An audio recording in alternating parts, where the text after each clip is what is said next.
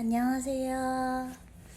오늘은 조금 개인적인 이야기, 그리고 조심스럽지만 꼭 하고 싶었던 이야기를 하려고 해요. 뭐, 당연히 팟캐스트는 그런 거겠죠? 제목 그대로예요. 한국인이지만 내가 싫어하는 한국 문화에 대해서 이야기해보려고 합니다. 사실 저는 한국에 살면서 뭔가 한국에서 정말 많은 좋은 문화, 또 따뜻함, 뭐 그런 것들을 사랑하기도 하지만 그와 동시에 정말 바뀌었으면 하는 부분들도 많아요. 그래서 그중 하나가 뭔가 어떤 사람에게 문제가 생기거나 논란이 생기면 뭔가 대중이 때로 몰려가서 비난하거나 아니면 반대로 칭찬하거나 하는 뭔가 그런 집단 반응이에요. 그래서 근데 오늘 제가 이야기하고 싶은 건 단순한 불만은 아니에요. 그래서 한국 사회는 유독 왜 부당함에 대해서 목소리를 내는 거에 대해서 왜 그런 사람들을 불편해하고 그리고 그 사람들을 향해서 가장 큰 비난을 퍼붓는 건지 그 문화에 대해서 이야기해 보려고 합니다. 저는 바로 그 문화가 정말 싫거든요. 이건 정말 오래된 문제예요. 그래서 오늘 제가 네 가지 사례를 준비했거든요. 그래서 첫 번째는 장애인 이동권 시위, 그리고 두 번째는 배드민턴 안세영 선수, 그리고 세 번째는 NJZ, 그리고 마지막에 최근에 한국에서 아주 큰 컨트로버셜한 이슈가 되었던 김세론 배우 사건까지 뭔가 모두 다 각기 다른 영역에서 일어난 일인데 공통적으로는 문제 제기를 했거나 개인적인 삶이 한순간에 사회적으로 과도하게 소비된 사례들이에요. 그래서 뭔가 사실은 이런 사례들을 제가 예로 든다는 것 자체가 사실은 이 일들을 다시 제 컨텐츠 안에서 재생산하는 일이 되는 거라서 사실 개인적으로는 굉장히 조심스럽고 하고 싶지 않기도 한데 그럼에도 불구하고 이제 한국 문화나 사회를 잘 모르시는 분들께는 그 배경을 조금이라도 설명드리는 게 도움이 될 것 같아서 최대한 간단하게 짚고 넘어가려고 합니다. 첫 번째로 장애인 이동권 시위에 대해서 말씀드리려고 합니다. 장애인 이동권 시위는 벌써 수년째 계속되어 온 문제예요. 그래서 전국 장애인 차별 철폐 연대는 지하철 엘리베이터 확대, 저상버스 도입 확대 등 장애인들이 일상적으로 대중교통을 이용할 수 있도록 하는 최소한의 권리들을 요구해 왔는데요. 근데 그래서 이분들은 서울 지하철 승강장에서 느린 탑승을 통해서 시위를 벌였고, 그래서 이로 인해서 지하철 운행 지연이 발생하니까 많은 시민분들이 불편하다, 민폐다, 이런 이유로 엄청나게 비난을 쏟아냈었어요. 하지만 장애인 단체는 이렇게라도 하지 않으면 그 누구도 자신들의 목소리를 들어주지 않는다고 그렇게 호소했거든요. 그래서 뭔가 한국 사회는 문제를 만든 주체보다는 그 문제를 드러낸 사람을 먼저 비난하는 경향이 있는 것 같아요. 저는 그렇게 봤어요. 다음은 안세영 선수와 배드민턴 협회 간의 갈등에 대해서 말씀드리려고 하는데요. 안세영 선수는 작년 파리올림픽 배드민턴 여자 금메달리스트예요. 그리고 2023년부터 올해까지도 계속해서 국제 무대에서 눈부신 성적을 내고 있는데, 근데 대한 배드민턴 협회와 갈등이 수면 위로 드러난 거는 파리 올림픽 이후예요. 바로 금메달을 따자마자 갈등을 수면 위로 드러냈는데요. 그동안 대표팀에서 부상 관리도 제대로 받지 못했고 또 훈련에 대한 뭐 생활 환경이나 비인간적인 조건들이 지속되었다고 그렇게 안세영 선수가 밝혔거든요. 그래서 뭔가 대표팀을 떠나고 싶다 그렇게 뜻을 밝히기도 했는데 이에 대해서 돌아온 대중들의 반응은 금메달 딴 선수가 팀워크를 해치는 행동을 한다, 공인이 너무 경솔하다 이런 비난이었어요. 그리고 또 대한 배드민턴 협회도 우리는 문제가 없다, 우리는 잘했다 뭐 이렇게 반박을 했고 또 일부는 뭐 선수가 너무 예민한 거 아니냐? 이러면서 오히려 안세영 선수를 공격하기도 했습니다. 그래서 정말 이상한 구조인 거죠. 문제를 일으킨 주체는 협회인데 왜 문제를 지적한 선수가 욕을 먹어야 되는 건지 저는 이해가 안 되더라고요. 네, 다음은 NJZ와 하이브의 갈등입니다. NJZ는 하이브 어도어라는 대형 기획사 안에서 지속적으로 부당 대우를 받았고, 그리고 소속사 차원에서 방치되었거나 아니면 관리 미숙 등의 문제를 겪었다고 알려졌었는데요. 민희진 대표와의 연결성 속에서 갈등이 격화되었고, 그리고 NJZ는 점점 더 자신들의 목소리를 냈거든요. 근데 그때부터 각종 루머, 악성 댓글, 소속사 내부에서 흘러나온 정보인지도 모를 글들이 온라인에 너무 쏟아져 나왔어요. 너무 많이.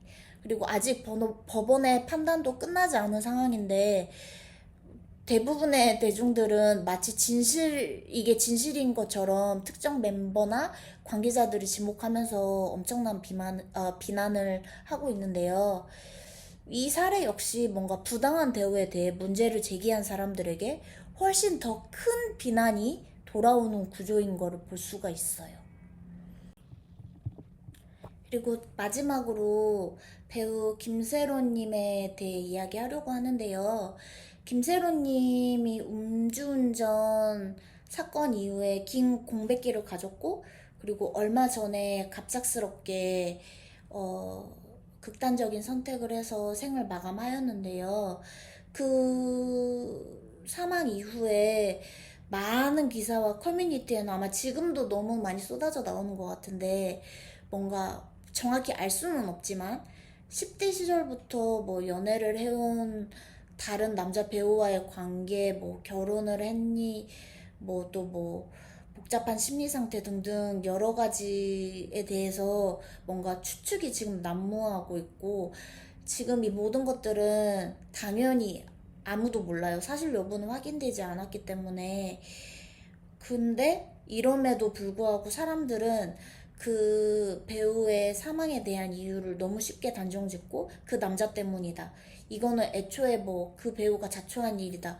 뭐 이런 식의 비인간적인 이야기들을 아무렇지도 않게 퍼뜨리고 있거든요. 그래서 뭔가 누군가의 죽음조차도 집단 비난의 추측과 도구가 되어버리는 뭔가 한국 사회 문화가 이제는 좀 너무 익숙해서 더 무섭게 느껴지는 것 같아요. 그래서 저는 솔직히 말하면 요즘은 댓글을 잘 보지 않으려고 해요. 뉴스든 유튜브든 뭐 리뷰든 뭔가 사람들의 집단 반응이 너무 무서워졌어요. 그래서 한국에서는 뭔가 조금만 눈에 띄면 다 같이 욕하고 또 다 같이 찬양하고 또 다 같이 리뷰를 달고, 근데 그게 과연 진짜 자신의 생각일까요? 식당 리뷰 같은 것도 저는 솔직히 잘 안 믿어요. 뭔가 유명한 연예인이 갔다고 해서 아니면 맛있다는 말을 많이 들어서 뭔가 사람들이 자기 혀로 느낀 것도 아닌데 그냥 따라가서 여기 맛있어요 라고 하는, 그렇게 리뷰를 하는 문화? 그리고 사실은 그냥 진짜 별로인데 그냥 따라가는 그 분위기, 그게 저는 정말 싫어요. 그래서 저는 한국인들이 쓴 리뷰를 잘 보질 않습니다. 뭔가 주체적인 판단 없이 누군가의 말을 그냥 따라가는 문화? 이건 단순한 문화가 아니라 사회 전체 분위기를 병들게 하는 습관이라고 생각해요.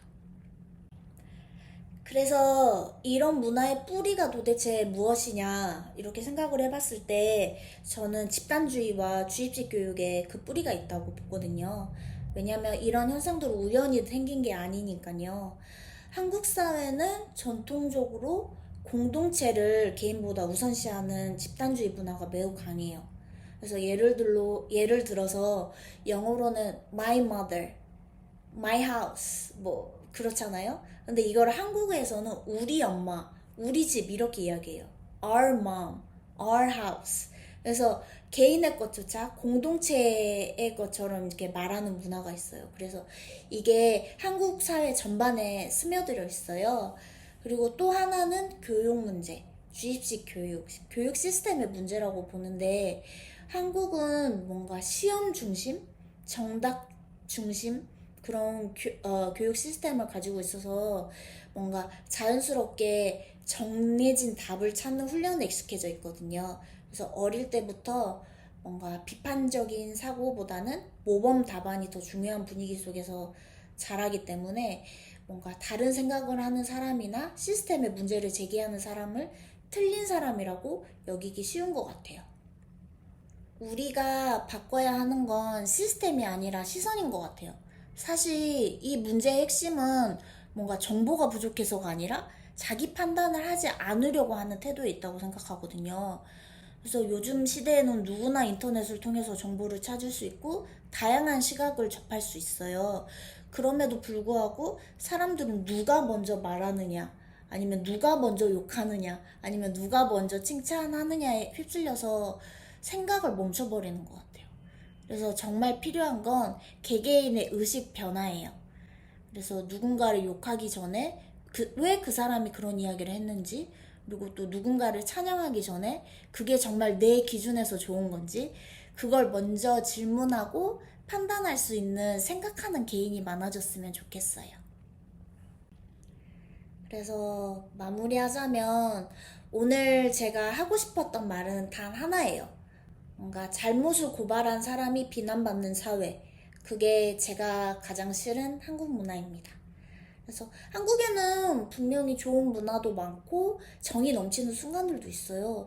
하지만 그 안에 숨어있는 비난, 생각 없는 비난, 주체성 없는 칭찬, 무비판적인 추종, 이런 문화들 저는 정말 싫어요.